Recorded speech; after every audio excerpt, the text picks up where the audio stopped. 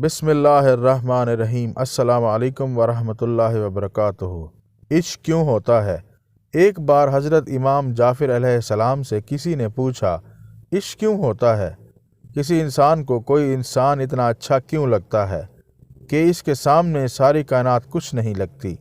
امام جعفر صادق علیہ السلام نے جواب دیا، میں نے اپنے بابا سے اور انہوں نے اپنے بابا سے اور انہوں نے اپنے بابا سے اور انہوں نے رسول اللہ صلی اللہ علیہ وآلہ وسلم سے یہ کہتے سنا، ہر انسان کے اندر اللہ تعالیٰ کی کوئی نہ کوئی صفت ضرور موجود ہوتی ہے۔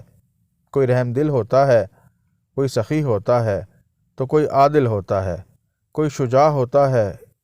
انسان اپنے اندر پائے جانے والے اوصاف کی خوشبو کسی دوسرے میں محسوس کرتا ہے تو اس کی طرف مائل ہونا شروع ہو جاتا ہے اور اس سے بات کرنا، اسے دیکھنا اور اس سے ملنا اسے اچھا لگتا ہے۔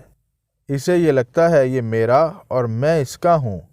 دراصل وہ خود کو اس میں اور اپنے آپ میں اس کو دیکھتا ہے اور ہر جگہ اس کی کمی کو محسوس کرتا ہے اور وہ چاہتا ہے کہ وہ ہر پل مجھ سے راضی رہے۔ اسی کیفیت کو زمانے والے عشق کہتے ہیں۔ جزاک اللہ۔